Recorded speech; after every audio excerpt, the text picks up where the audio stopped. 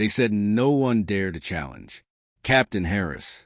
But that was before a young woman in a wrinkled uniform walked in and made him lose control in front of the entire base. The silence that followed her entrance could have shattered glass. Every officer, every recruit turned to see who had just defied protocol so boldly. No one expected the storm that was about to unfold. Before I tell you what happened next, tell me in the comments where you're watching from. I love knowing who's listening. The promotion ceremony had begun like any other. Polished boots, crisp salutes, and a hollow echo of metals clinking. But when Lieutenant Grace Monroe stepped forward to receive her commendation, the air shifted. She moved with quiet confidence, though her uniform was plain, stripped of the usual honors. Captain Harris, towering beside the stage, smirked the kind of smirk that turns a room cold.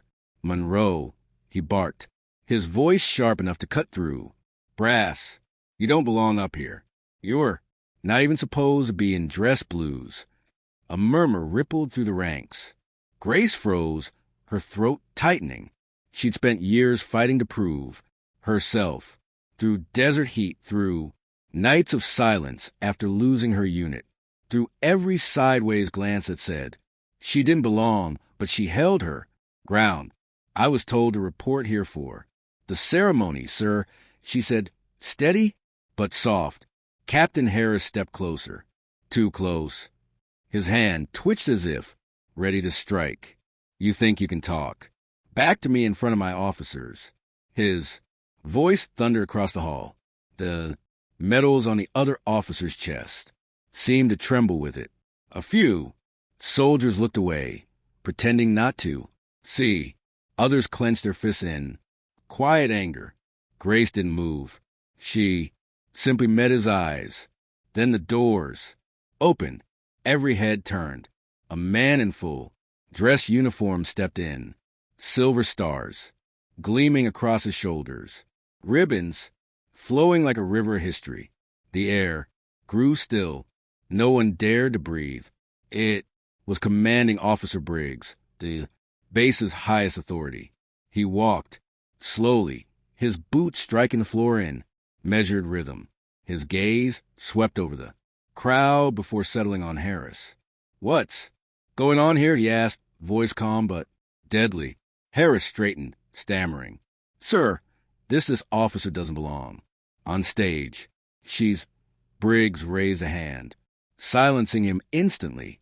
She's here because I ordered it. Gasps rippled through the hall. Grace's heart pounded. The code turned toward her, and for a moment, his stern face softened. Lieutenant Monroe, he said clearly, for your leadership under fire during Operation Meridian and for saving 6 members of your team while injured yourself, you are hereby promoted. He paused and then looked directly at Captain Harris. To Major Grace Monroe. The room erupted, but Briggs wasn't finished. He stepped closer, his voice echoing like thunder. And for anyone wondering, she now outranks everyone in this hall, his eyes locked on Harris. Everyone. Harris's jaw dropped. His hand, still halfway raised, fell limp at his side.